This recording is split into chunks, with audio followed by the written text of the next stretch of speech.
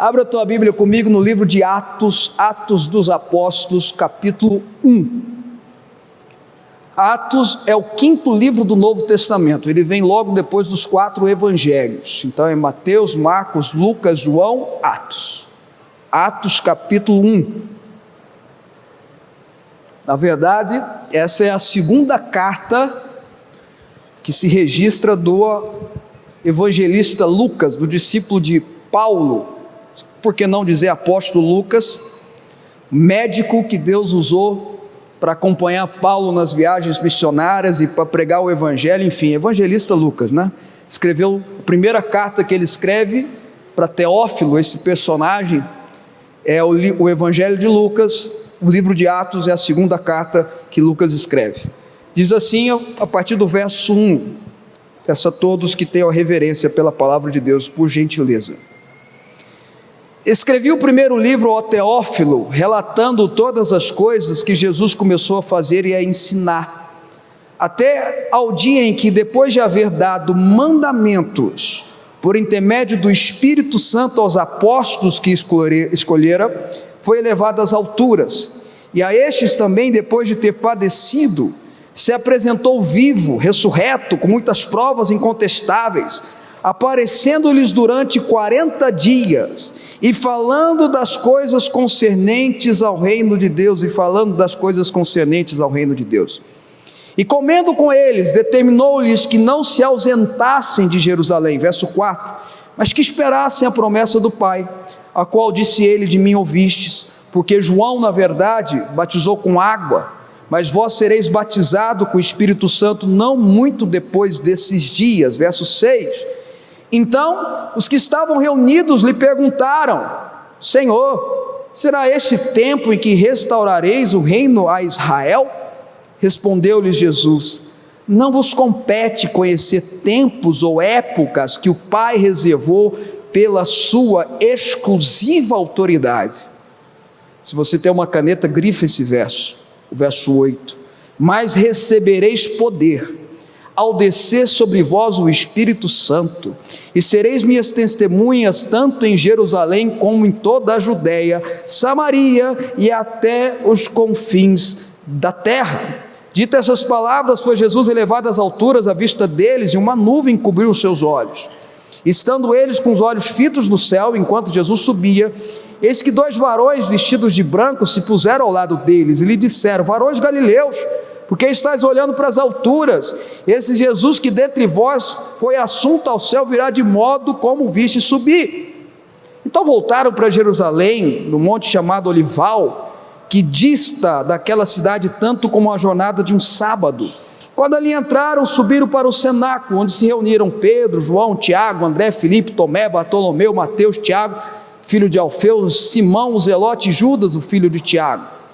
Todos estes perseveravam unânimes em oração, com as mulheres, com Maria, mãe de Jesus, e com os irmãos dele. Diga comigo: glória a Deus, pela palavra de Deus. Irmãos, esse texto que eu li, Atos capítulo 1, é um preâmbulo, um prenúncio do que seria Atos capítulo 2. Em Atos capítulo 2 a Bíblia diz que se cumpriu os dias de Pentecostes, eles estavam reunidos no cenáculo na festa de Pentecostes, quando tremeu o lugar onde eles estavam reunidos, ouviram um barulho como de um vento impetuoso, um vento forte, e eles olharam para cima e viram línguas de fogo descendo sobre suas cabeças, e todos, absolutamente todos foram cheios do Espírito Santo, O crente, o cristão, o discípulo de Jesus precisa buscar ser cheio do Espírito Santo. É um alvo não só a ser alcançado, mas a ser vivido. Eu e você precisamos viver nossa vida cheia do Espírito Santo. É o nosso objetivo principal. Ser cheio do Espírito Santo, ter o batismo do Espírito Santo em nossas vidas, é se cumprir aquilo que Paulo diz: não vivo mais eu, mas Cristo vive através de mim. É o que Jesus fala para Nicodemos: é nascer de novo da água e do Espírito, é ser nova criatura, é ser regenerado, como o autor de Hebreus diz. Entendam, Jesus, quando ele fala de batismo do Espírito Santo, ele está dizendo que o Espírito Santo vai habitar em nós, vai fazer morada em nós, vai comandar a nossa vida, vai viver através de nós. Esse é o alvo do crente, esse é o alvo do cristão. Eu e você precisamos não só querer alcançar isso, mas ao alcançar, jamais perder, jamais se esforçar para não entristecer o Espírito Santo, ou que ele se retire de nós, como Davi ora: não retire de mim o teu Espírito Consolador, não retire de mim o teu Espírito Santo. É o nosso alvo, é o nosso principal busca, é nosso intento, muito mais do que milagres, muito mais do que resposta. E isso começa a acontecer em Atos capítulo 2. O Espírito Santo desce, a igreja neotestamentária, de fato, ela começa a acontecer, ela começa a ser vívida, através da autoridade que o Senhor deu aos apóstolos, aos profetas, aos evangelistas, e a igreja foi propagando, e 2000 anos e 23 nós estamos aqui reunidos. Somos frutos desse grande avivamento. E se eu quero viver isso na minha vida, o que é avivamento? Avivamento é trazer vida. Vida de quem? Vida de Deus. Quando eu declaro biblicamente: eu quero o avivamento na minha vida, eu estou dizendo: eu quero ter a vida de Deus na minha vida. Quando eu declaro: eu quero que o Senhor aviva a minha família, eu estou declarando: eu quero que Deus traga a vida à minha família, a vida de Deus. Quando eu oro e declaro, e nós todos temos que fazer isso, o avivamento sobre o Brasil, avivamento sobre Goiânia, avivamento sobre os meus parentes, eu estou declarando a vida de Deus sobre o Brasil, sobre Goiânia e sobre os meus parentes. Quem está entendendo o que eu estou dizendo? Para que eu tenha isso, eu preciso estudar o que gerou isso. E a Bíblia diz, Lucas começa a descrever Atos exatamente pelos 40 dias na qual os discípulos de Jesus, os 11 que restaram, mais um grupo grande que era formado por pelo menos 120 pessoas, é o que a Bíblia diz, é o que estavam reunidos no cenáculo. Esse grupo de pessoas, esse grupo de discípulos de Jesus, ficaram 40 dias ouvindo o Mestre Jesus, mas não o Mestre Jesus apenas homem, Deus encarnado em homem. Já era Jesus glorificado, já era Jesus ressurreto, já era Jesus na sua glória e majestade revelada, já era Jesus. Pedro, Tiago e João tinham tido essa experiência bem rapidamente no Monte da Transfiguração. No Monte da Transfiguração eles viram Cristo glorificado, e agora o Cristo, Jesus glorificado, estava com eles. Não só estava com eles, como estava comendo com eles, estava sentado com eles, estava gerando intimidade com eles. Isso é maravilhoso, isso é extraordinário. Jesus estava glorificado, Deus presente ali, sentado na mesa, conversando, comendo com eles, compartilhando das informações e conversando coisas concernentes ao reino de Deus. Por que eu estou falando isso? Porque isso é importante, irmãos. Veja, o que gera avivamento é intimidade com Deus, é busca da intimidade com Deus. O que vai gerar a vida de Deus na sua família, o que vai gerar a vida de Deus nos seus negócios, o que vai gerar a vida de Deus no Brasil, é quanto mais a igreja tiver busca intensa pela intimidade com Deus. Jesus glorificado estava sentado na mesa comendo com eles.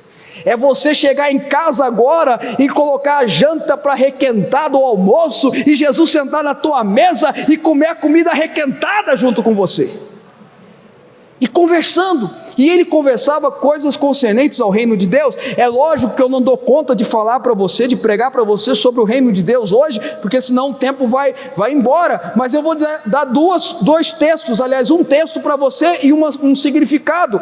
A Bíblia de Jesus diz que eu e você precisamos buscar em primeiro lugar, antes de qualquer coisa, absolutamente qualquer coisa, buscar em primeiro lugar o reino de Deus e a sua justiça.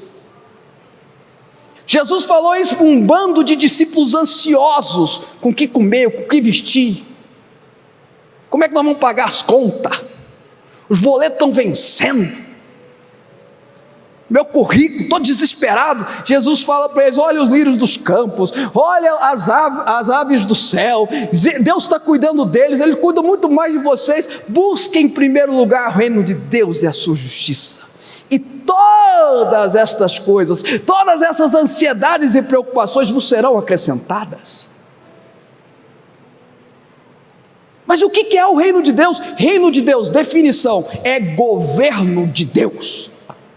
É Deus governando a sua vida. Jesus ficou 40 dias entre ele ter ressuscitado e até ser assunto ao céu, conversando sobre o reino de Deus. Portanto, se eu quero ter um avivamento, o meu foco tem que ser o reino de Deus, e o meu foco tem que ser intimidade com Deus. Vocês estão entendendo, irmãos? Isso é muito sério. Sabe, irmãos, quando você aprender que mais importa buscar o abençoador do que a bênção não te falta. Quando você entender que é mais importante você buscar o Deus que faz milagres do que o milagre que vem de Deus, o milagre não te falta. Bom, eles continuam, eu continuo percebendo algumas coisas no texto. Jesus fala para eles: não se ausentem de Jerusalém. Vocês vão ficar em Jerusalém. A gente não sabe quanto tempo foi, mas vocês vão ficar em Jerusalém e vão esperar a promessa. Não saiam de Jerusalém. Meus irmãos, o que mais querem é que você saia de Jerusalém. O que fazem é para você sair de Jerusalém. Jerusalém, não estou falando da cidade, por mais que a cidade seja maravilhosa, a cidade terrena de Jerusalém não é apenas a cidade, há uma simbologia espiritual, aqui é uma simbologia. E Jerusalém na Bíblia também tem um significado de igreja. Fazem de tudo para te tirar da igreja. E Paulo é muito claro nas suas 2 cartas a Timóteo: vão tentar tirar você da igreja e vão tentar fazer confusão dentro da igreja para você sair. Com pregações, com palavras, com canções, com mensagens, com discussões. Porque se ele tira você de Jerusalém, ele tira você do propósito. Porque se ele tira você de Jerusalém, ele tira você do cerne de Deus, da direção de Deus. Ele quer te fazer comida de onça. Aquele ditado popular aqui em Goiânia, aqui em Goiás, perdão, que tem: catitu fora de banda é comida de onça. Porque quando te tira do bando, te tira da igreja, você vira comida de leão. Vocês estão entendendo o que eu estou falando ou não, irmãos? Princípio: não se ausente de Jerusalém. O mundo vai tentar te tirar de Jerusalém, o dinheiro vai tentar te tirar de Jerusalém, a idolatria vai tentar te tirar de Jerusalém, a imoralidade vai tentar te tirar de Jerusalém, os amigos vão tentar tirar você de Jerusalém, os vícios vão tentar tirar você de Jerusalém, tudo vai tentar te tirar de você de Jerusalém, porque ao tirar você de Jerusalém, você sai do cerne de Deus. E Jesus sabendo disso, fala: vocês não saiam de Jerusalém até que a promessa se cumpra. Aí vem a segunda parte: eu e você precisamos esperar na promessa de Deus. E a falta de paciência, a falta de domínio próprio, a falta de autocontrole nos leva a desprezar a paciência que eu preciso ter. Me leva a desprezar a promessa que Deus tem para mim, porque eu fico incontrolável, eu começo, como a bispa Priscila pregou hoje de manhã no culto das 10 da manhã, eu começo a gerar Ismael, porque eu não espero a promessa que é Isaac. Então na minha carnalidade, na minha ansiedade, eu vou correndo atrás, eu vou tentar fazer algo humano, algo natural. Sabe, irmãos, existem versículos da Bíblia que me põem medo. Eu tenho uma relação de versículos que me põem medo, me atormentam. Um deles é Saul, o rei ungido do Senhor. Quando alguém disser para você que Saul foi escolha do povo, não foi de Deus, essa pessoa não lê a Bíblia, porque Saul foi escolhido por Deus. Foi o povo que pediu, mas foi Deus que escolheu ele. Ungido de Deus. ele não podia oferecer sacrifício, ele tinha que esperar o profeta, ele tinha que esperar Samuel, e Samuel disse que em 7 dias ia chegar. Deu 7 dias, Samuel não chegou. De manhã, cadê Samuel? Não chegou. E o povo estava esperando, o exército que ia enfrentar os filisteus estava esperando Samuel, Samuel não apareceu. Um começou a dizer, vamos embora, né? Esse negócio não vai dar pé não. Um soldado começou a sair, outro soldado começou a sair, outro soldado começou a sair. Saul ficou desesperado. Deu a tardezinha, ele falou, traz o sacrifício que eu mesmo vou fazer. E a Bíblia diz que na hora que ele começa a fazer o sacrifício, Samuel chega. E Samuel já vira para ele assim, na nova versão Fábio Souza da Bíblia, tá, irmãos? Samuel já chega, você está doido? O que você fez? Hoje, olha o que Samuel fala, presta atenção, por que me põe medo? Hoje Deus ia confirmar o seu reino. Samuel era homem de Deus, ele estava buscando a Deus, Deus estava falando com ele. Deus estava dizendo, olha, eu vou ungir Saul, vou confirmar o reino dele. Se ele me obedecer ao teu filho, eu vou confirmar o reino dele. Samuel estava indo para isso, chegou lá, Saul estava fazendo um sacrifício, desobedecendo a orientação do Senhor.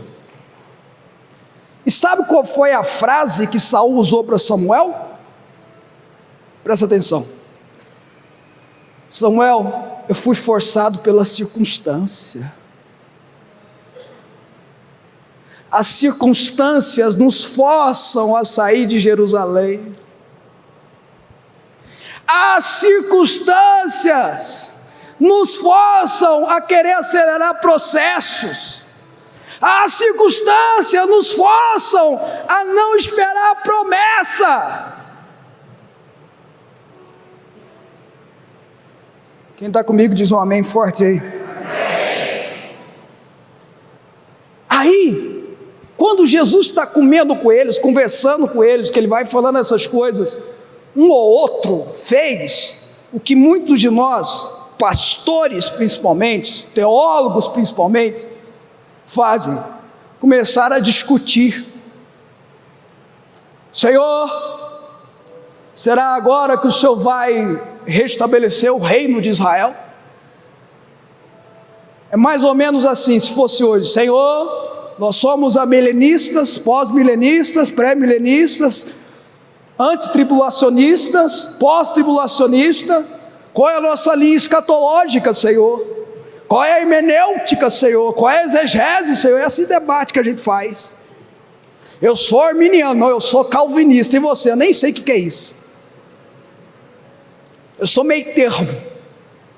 É só de começar a conversar com Jesus, é agora que o Senhor vai vir com o seu cavalo branco, com o seu nome escrito na coxa, Rei dos Reis, Senhor dos Senhores, e vai botar esses romanos para correr?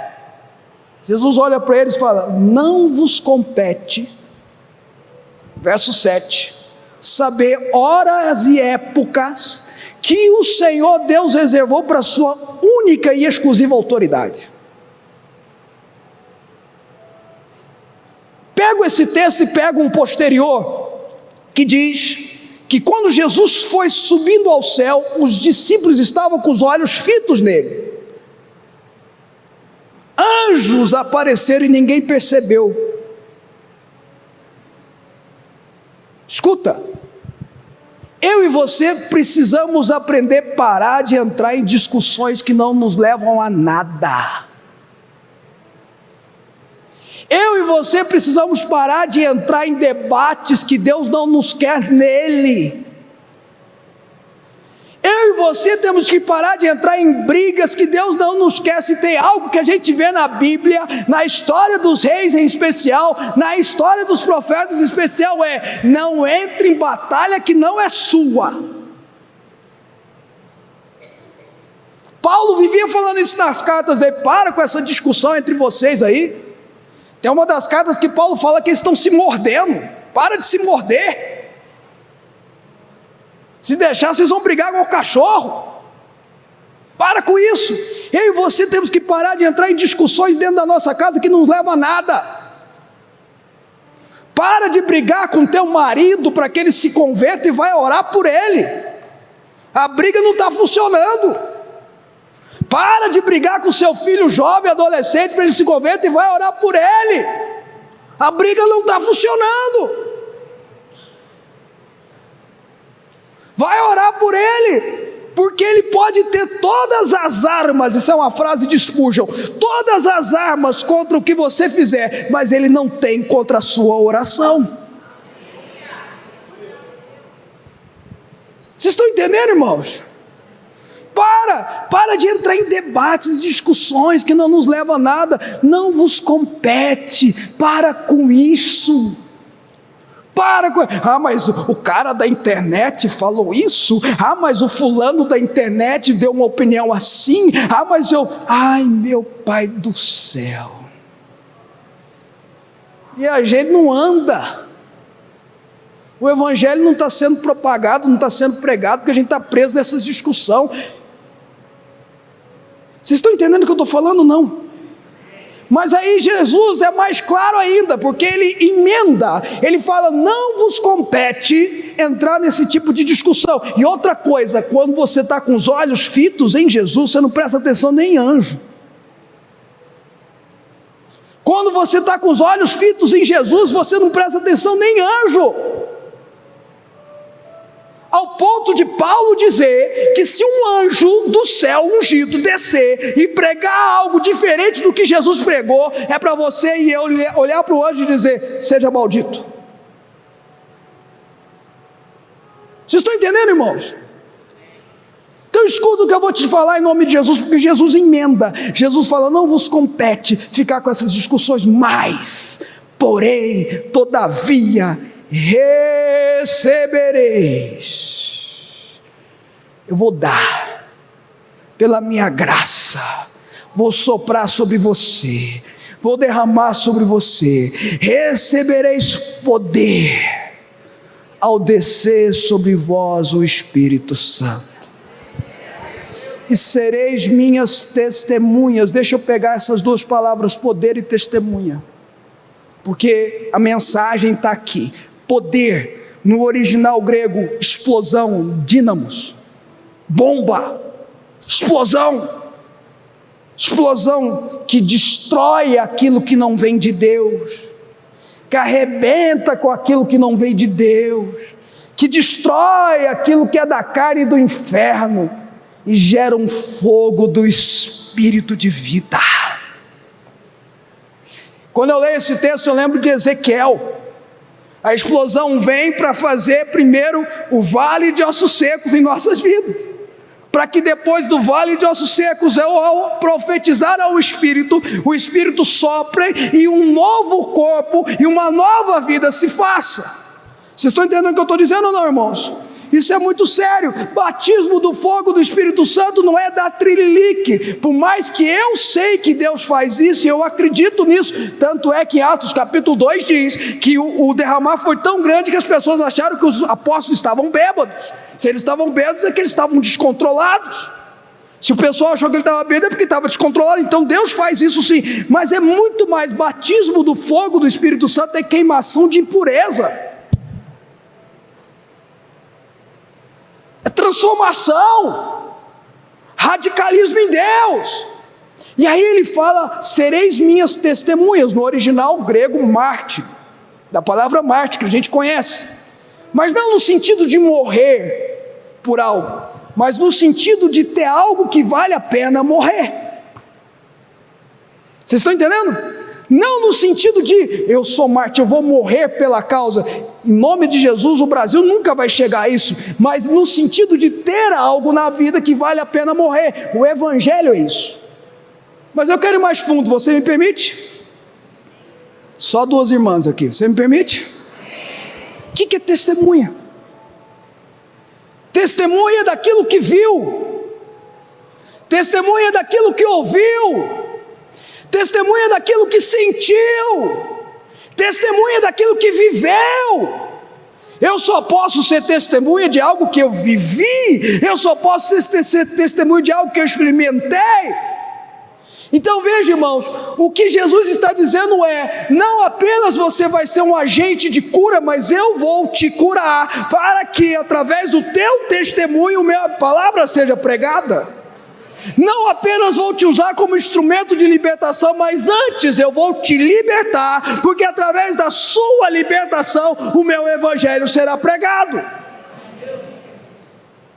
Das suas experiências com Deus.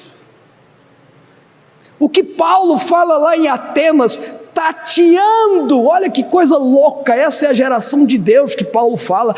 Tateando pode alcançar tocar em Deus, sei lá, no seu quarto, no seu carro, indo trabalhar, no lugar do seu trabalho, no relacionamento familiar, na sua cozinha, fazendo janta ou lavando louça, você tocar e sentir a Deus, tocar e sentir a presença, tateando pode se encontrar. Testemunha. É as pessoas começarem a ver não o João, ou a Maria, ou o Antônio, mas Cristo no João, Cristo na Maria, Cristo no Antônio. Não ser mais o Fábio falando, mas Deus falando através do Fábio, não só na pregação, mas principalmente no convívio familiar, principalmente no convívio do trabalho. Ser testemunha. Sabe, irmãos, eu desafio todo pastor a fazer isso aqui que eu vou fazer nessa campanha de Daniel. Diga: Deus, eu quero que haja milagres na minha vida, porque eu quero ser testemunha. Eu não quero apenas pregar sobre milagres, eu quero ser um milagre. Porque a testemunha fala mais alto que a pregação.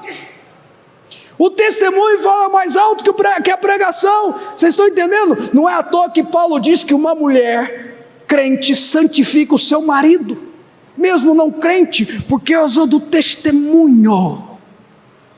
Por causa do testemunho. Recebereis poder ao descer sobre vós a explosão do Espírito Santo, e sereis,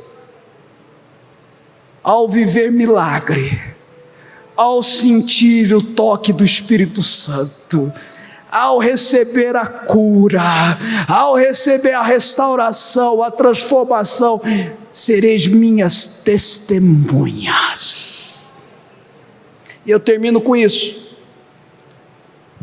Verso 14 diz que eles estavam unânimes, orando.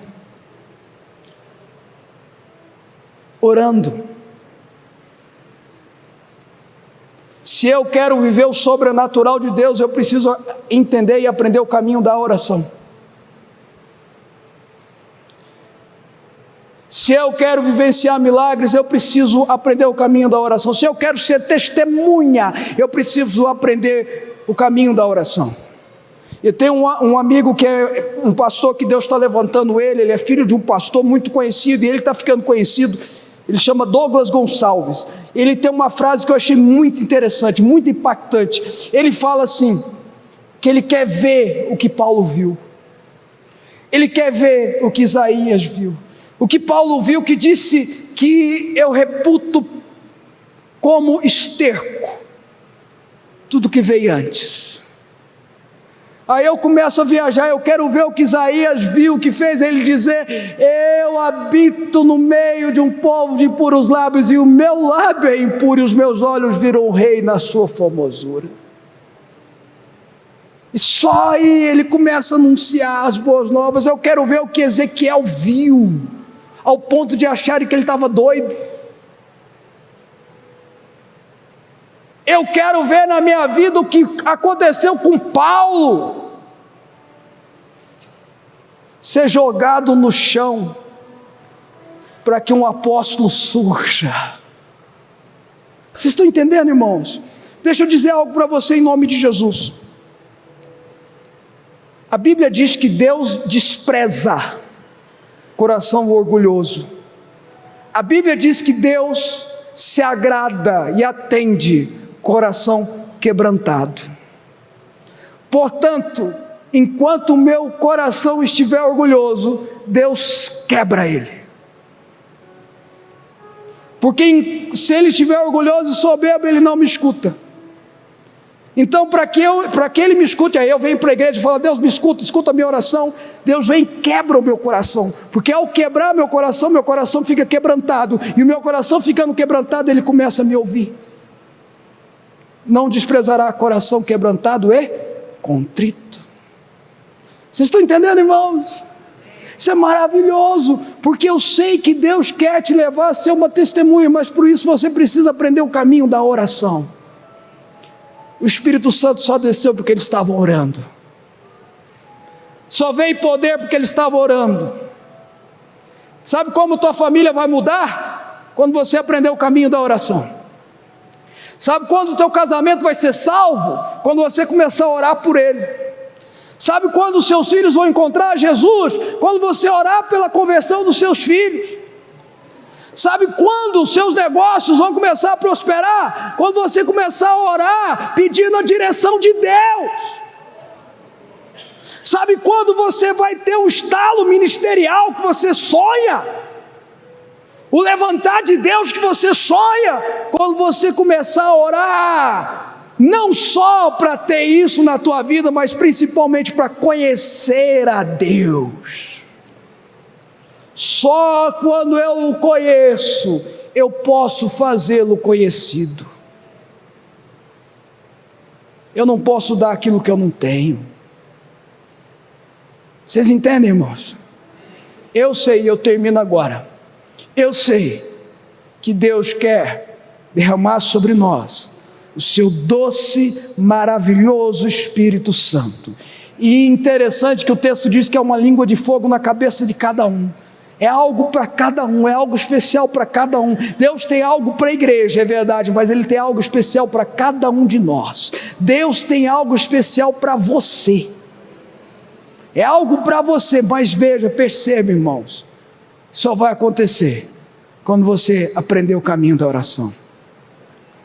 Às vezes a pessoa chega para mim e fala assim: bispo, como é que eu mudo a minha vida? Pastor, eu sou pastor de pastor. Como é que eu mudo minha vida? Eu pergunto: você acorda que horas? 6 da manhã, então acorda às 5:30, vai orar. Que horas você acorda? 7, acorda às 6. O que eu faço? Vai orar. Esquece o celular. Esquece esse chip da besta aí, irmãos. Eu estou brincando, tá? Calma que eu estou brincando, amém, irmãos? Esquece celular, esquece televisão. Vai orar. Tira um tempo de oração. Eu vou meditar, porque o coach disse que eu vou meditar. Irmão, não perde tempo não, vai orar. Vai orar. Medita em oração. Me perguntaram agora assim, falaram assim: bispo, o que você acha de meditação? Me aconselharam a meditar. Eu falei: medita na palavra, ora a palavra. Mas eu não sei orar. Conversa com Deus, isso é oração. Começa a ter uma vida de oração. E sobre a sua casa, sobre a sua família, sobre os seus negócios, sobre o seu casamento, sobre os seus filhos, um vento impetuoso vai soprar, e descerá sobre ti o Espírito Santo, e o poder do Altíssimo vai te envolver como uma sombra, e em você e na sua família será gerado Jesus.